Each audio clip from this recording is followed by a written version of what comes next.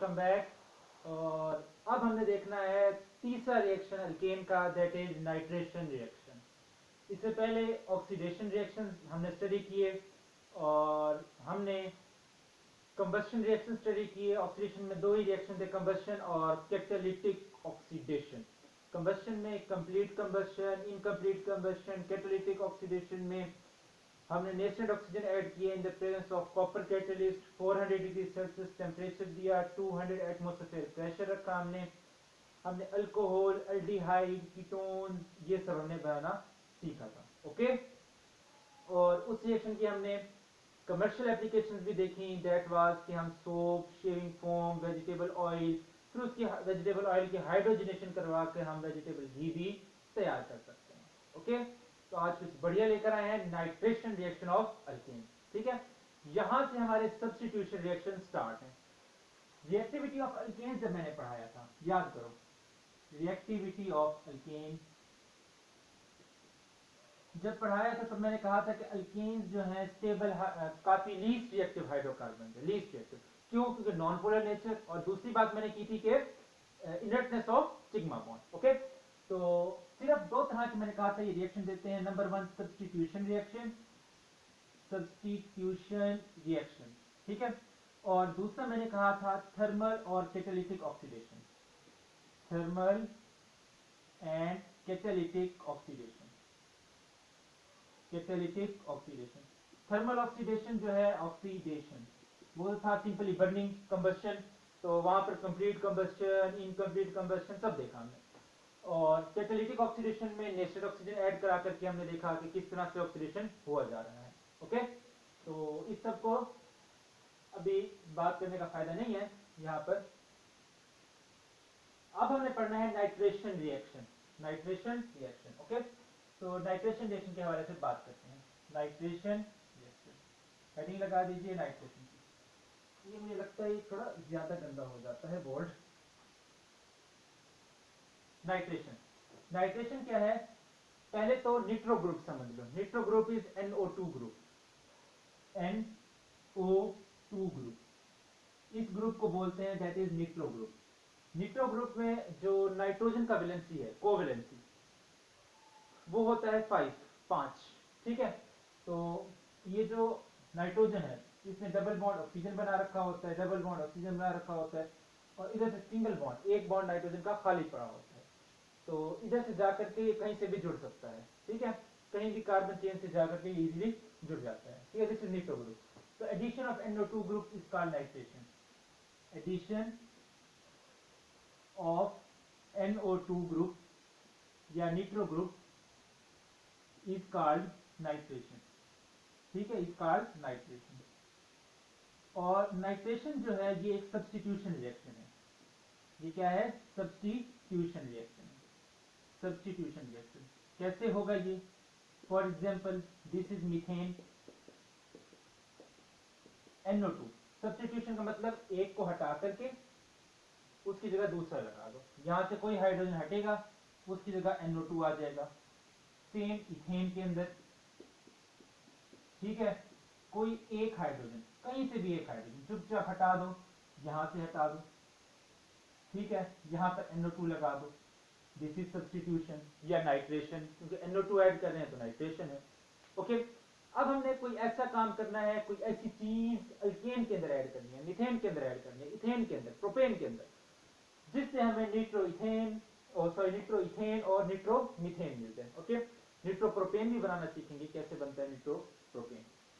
Okay, तो let's start, lecture का बाकायदा आगाज करते हैं। ओके,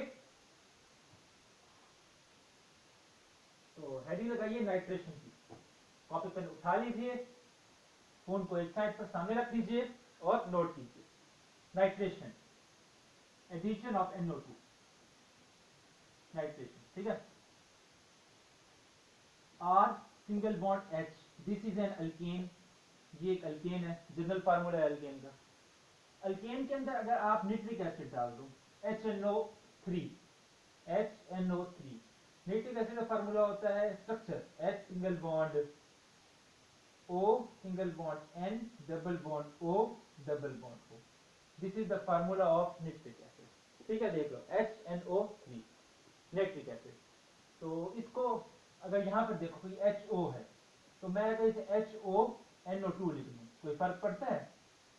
HONO2 लिख दो अगर मैं नाइट्रिक एसिड को, HNO3 को, देखो ये स्ट्रक्चर इसका ऐसे है, तो HO ये इकट्ठा है, HONO2 इसको मैंने इस तरीके से लिख दिया। ओके, तो इसको इधर भी मैं H लिख देता हूँ, HONO2।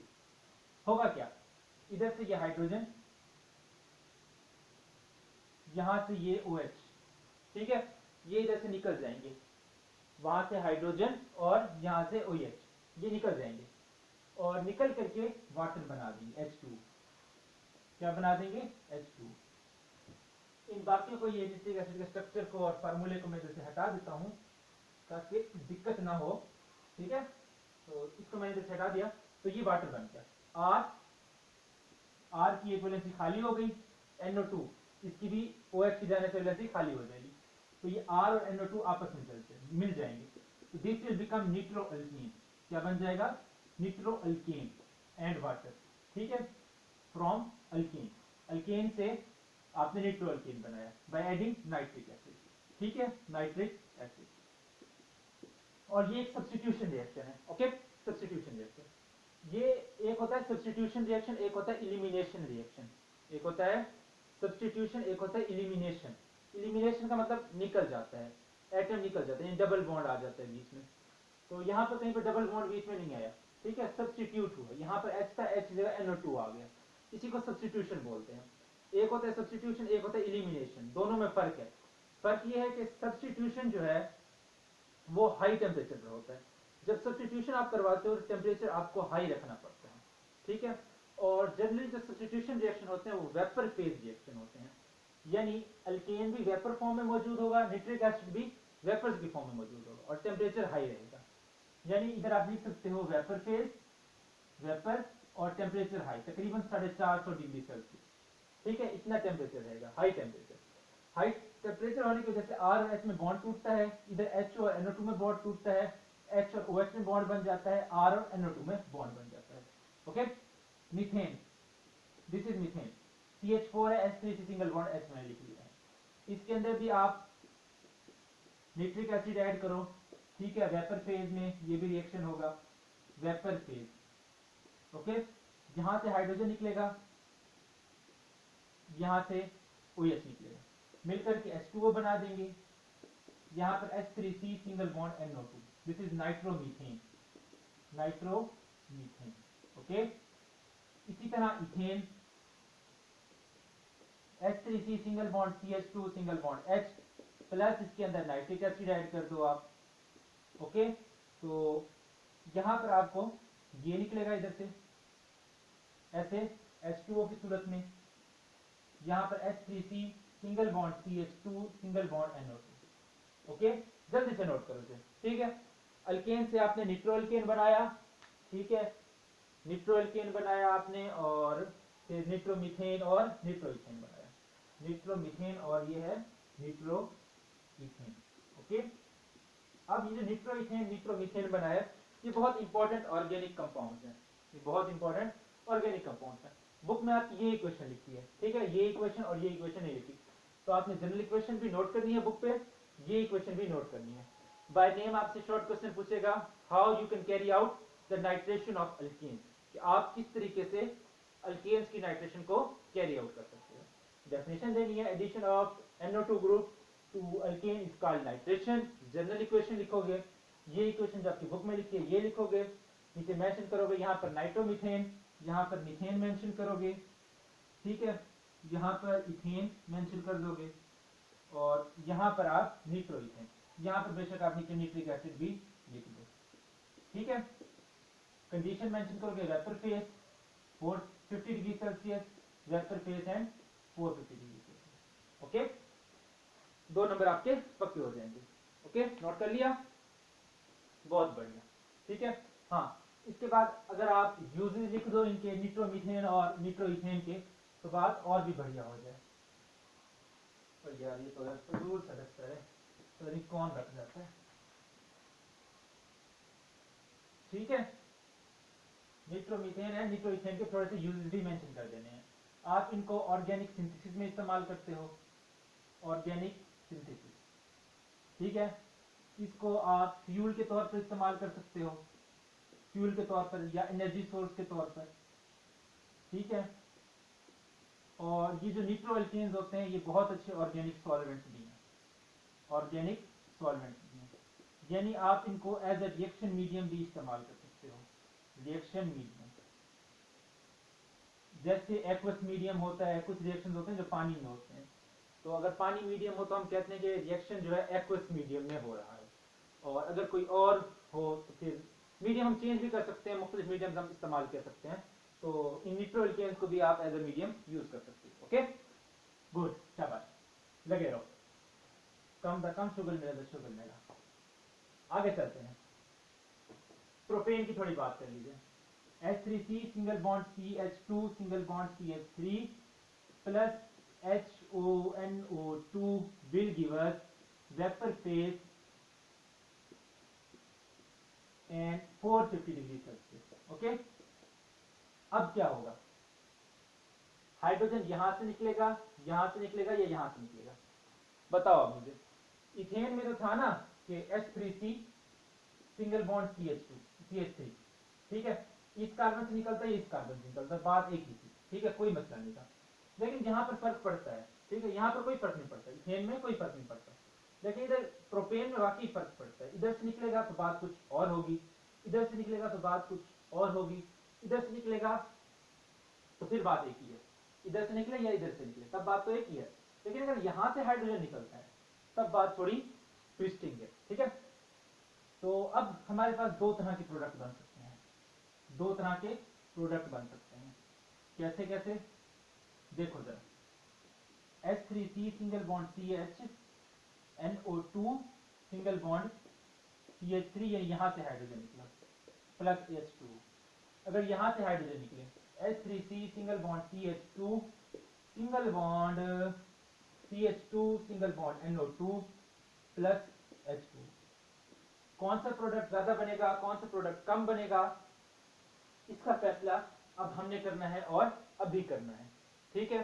कैसे होगा वो अभी बताते हैं, हम है नहीं, किसी बुक में नहीं लिखा होगा ये, तुम्हारी बुक में तो कम से कम ये नहीं लिखा होगा, और चाहे और बुक में बेशक लिखा हो, लेकिन मैं बताने वाला हूँ कि ये कैसे होगा। मैकेनिज्म की तरफ चलते हैं बच्चों, मैकेनिज्म की तरफ मूव करते हैं।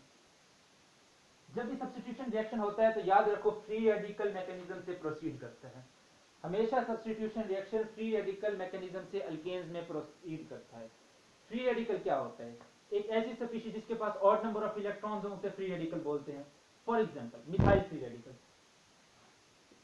H3C सिंगल बॉन्ड H, ठीक है, इसके ऊपर से सनलाइट पड़ी तो इसका इलेक्ट्रॉन इधर, इसका इलेक्ट्रॉन इधर, ठीक है, सिंगल एरो, क्योंकि एक इलेक्ट्रॉन डोनेट हुआ है, ठीक है। तो H3C dot plus H dot, for example Cl single bond Cl, यहां पर देखो H new Cl dot plus Cl dot.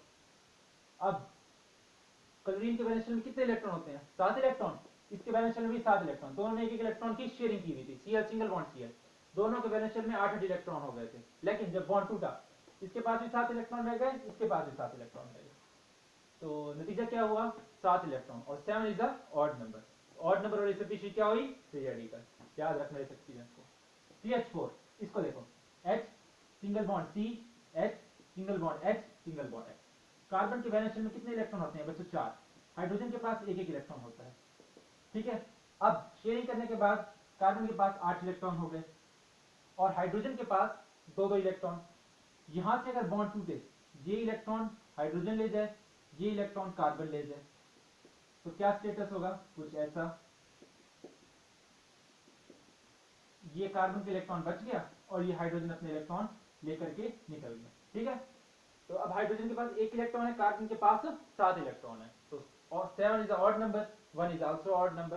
तो ऐसी स्पीशीज जिसके पास ऑड नंबर हो उसे हम बोलते हैं that is a free radical. क्या बोलते हैं, फ्री रेडिकल। और फ्री रेडिकल याद रखो हाईली रिएक्टिव स्पीशीज है। क्या है, हाईली रिएक्टिव स्पीशीज है। तो हम इसके मैकेनिज्म के हवाले से बात कर रहे थे, थोड़ी बात करते हैं। H3CH plus NO2 plus H2NO2, sorry,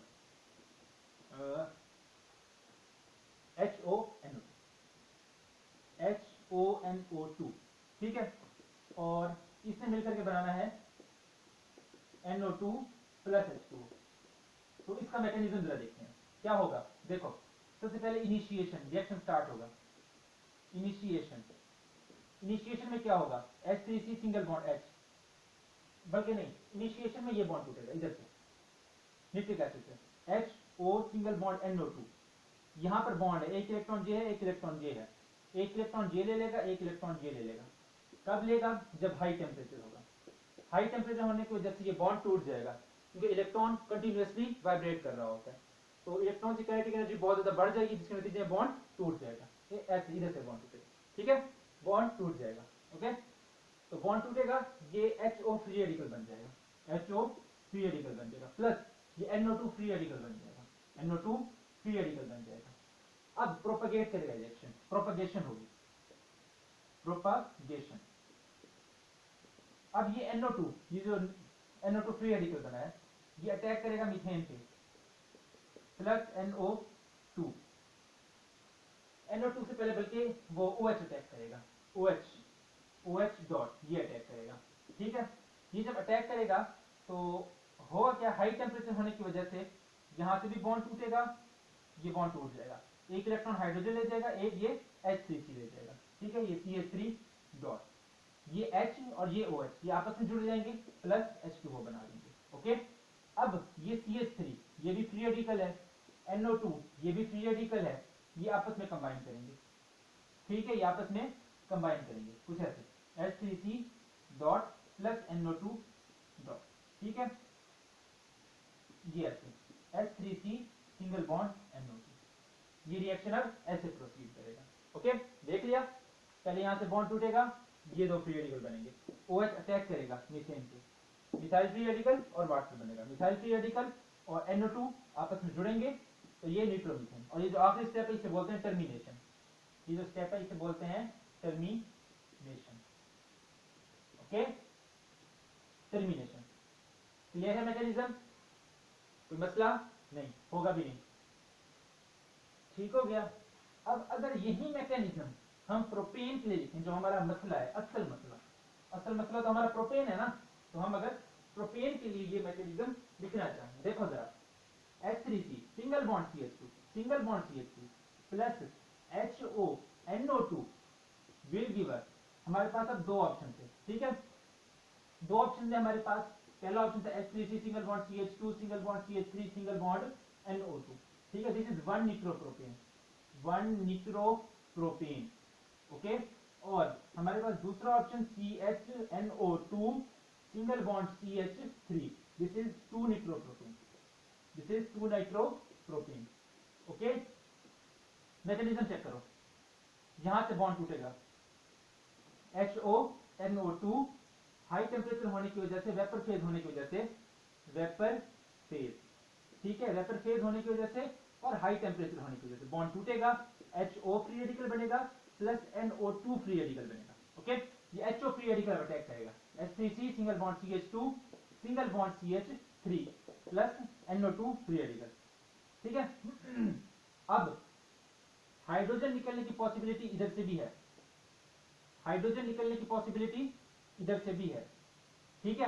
कहां से हाइड्रोजन निकलेगा, अगर यहां से हाइड्रोजन निकलता है तो क्या सिचुएशन है, देखो जरा, दो सिचुएशन है बाद में, दो सिचुएशन, एक के हाइड्रोजन यहां से निकले, अगर हाइड्रोजन ये वाला निकलता है तब क्या सिचुएशन होगी, देखो जरा, H3C NO2 अटैक करते हैं, सॉरी OH अटैक करते हैं, गलत OH अटैक करता है, OH डॉट, ठीक है, H यहां से निकलेगा, ये यहां से, अगर H यहां से निकलता है तो देखो कैसा सिचुएशन होगा, H3C single bond CH single bond CH2 dot, ये CH2 ये ऐसे रहता है, ठीक है, यहां से हाइड्रोजन नहीं निकला तो ये वाला फ्री रेडिकल बनेगा, ओके, साथ वाटर बनेगा ही बनेगा H2O, ठीक है।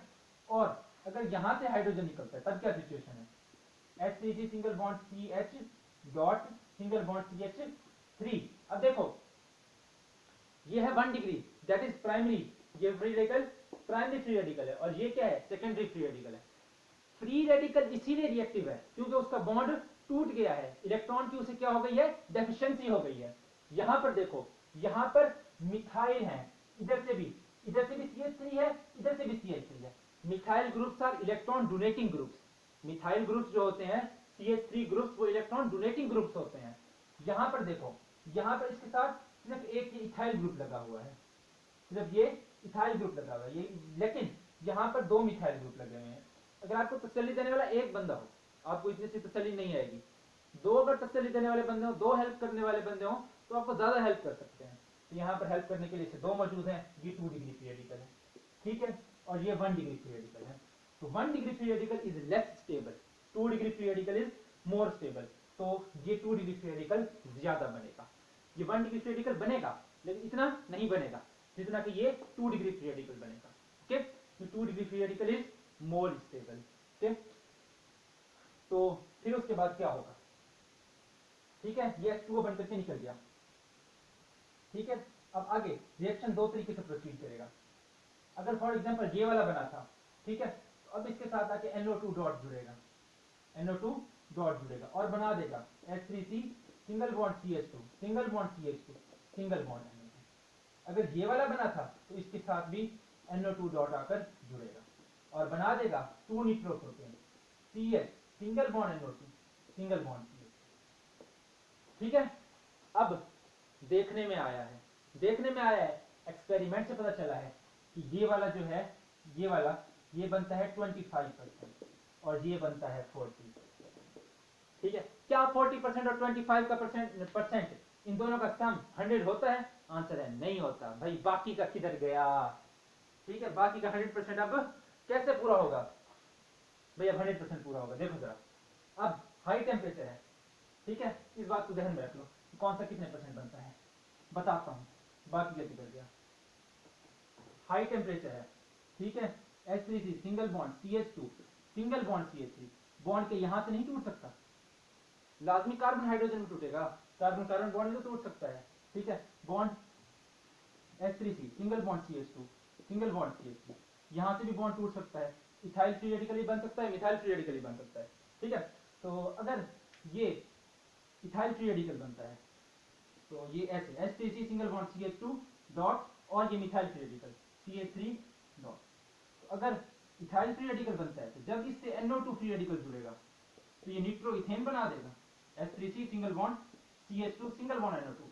ठीक है, और अगर मिथाइल फ्री रेडिकल बनता है तो जब इसके साथ NO2 जुड़ेगा तो H3C सिंगल बॉन्ड NO2 जुड़ेगा। ठीक है, तो अब देखने में आया है कि ये जो निट्रोमीथेन है, निट्रोमीथेन ये वाला, ये 25% बनता है, 25%, और ये निट्रोइथेन है ये सिर्फ और सिर्फ 10% बनता है। अब 10 25 25 और 40 इसका सम करो, अब आंसर 100 आएगा। ठीक है, तो जब आपने निट्रोमीथेन का करवाया, आपने मीथेन का नाइट्रेशन करवाया तो आपको सिर्फ नाइट्रोमीथेन बना मिला। जब आपने इथेन का नाइट्रेशन करवाया तो सिर्फ आपको निट्रो इथेन मिला। लेकिन जब आपने प्रोपेन का नाइट्रेशन करवाया तो आपको 1 नाइट्रोप्रोपेन भी मिला, 2 नाइट्रोप्रोपेन भी मिला, नाइट्रोमीथेन भी मिला, नाइट्रोइथेन भी मिला। ओके, तो जैसे जैसे हम हायर एल्केन की तरफ मूव करते हैं तो रिएक्शन कम्प्लेक्स होता जाता है। जैसे हम ब्यूटेन की तरफ जंप करते हैं, आ जाओ भाई ब्यूटेन की तरफ जंप करते हैं, तो जंप करने की खैर जरूरत नहीं है, कोर्स का हिस्सा भी नहीं है तुम्हारे, वैसे ये बता दिया। अगर हम ब्यूटेन की तरफ जाते हैं, ठीक है, तो वहां हमें निट्रोइथेन भी मिलेगा, ठीक है, निट्रोमीथेन भी मिलेगा, हो सकता है निट्रोप्रोपेन भी मिले हमें, हो सकता है फिर वहां पे 1 निट्रोब्यूटेन भी मिलेगा, हमें 2 निट्रोब्यूटेन भी मिलेगा। यहाँ मैं लिख देता हूँ, बल्कि क्या जरूरत है, लिख देता हूँ, मैं सारे लिख देता हूँ, एक मिनट सिर्फ। ठीक है, अगर ब्यूटेन है for example H3C single bond CH2 single bond CH2 single bond CH3, अगर इसकी नाइट्रेशन करवाते हो H2NO2, ठीक है, तो कौन कौन से प्रोडक्ट बनते हैं? देखो H3C single bond CH2 single bond CH2 single bond CH2 single bond NO2, पहला प्रोडक्ट ये बनेगा। दूसरा product H3C single bond CH2 single bond CHNO2 single bond CH3, दूसरा प्रोडक्ट। तीसरा product H3C single bond CH2 single bond CH2 single bond NO2, ठीक है, तीसरा product. चौथा product H3C single bond CH single bond NO2 single bond CH3, ये हमारा चौथा product. पांचवा product H3C single bond NO2, पांचवा product H3C single bond CH2 single bond NO2, ये हमारा छठा है। तो जैसे जैसे हाइयर अल्केन की तरफ हम मूव कर रहे हैं, हाइयर अल्केन रिएक्शन क्या हो रहा है, कम्प्लेक्स होता जा रहा है, प्रोडक्ट्स का हमें मिक्सचर मिलने लग गया है, ठीक है। पेंटेन की तरफ जाओगे तो और ज्यादा मल्टीपल प्रोडक्ट्स आएंगे, ठीक है। तो this was all about butane. Topic long में नहीं पूछेगा, शॉर्ट में पूछेगा, डेफिनेशन साथ 2 एग्जांपल दे करके 2 नंबर पक्के, ठीक है। इतना सारा मैकेनिज्म ये सिर्फ एमडी कैट के लिए या आपके कोई कंपटीशन एग्जाम्स के लिए हो सकता है, कि अगर एमडी कैट में हो सकता है, पूछता भी है कि अगर प्रोपेन है, प्रोपेन का आप नाइट्रेशन करवा रहे हो, तो वहां पे आपको कितने किस्म के प्रोडक्ट मिल सकते हैं, तो आप बताओगे कि भाई 4 किस्म के प्रोडक्ट मिलते हैं वहां पर। कौन कौन से? निट्रोमीथेन, निट्रोइथेन, 1 निट्रोप्रोपेन और 2 निट्रोप्रोपेन। ओके, तो best of luck. Next class में मिलते हैं हेलोजिनेशन के लिए। अल्लाह हाफिज।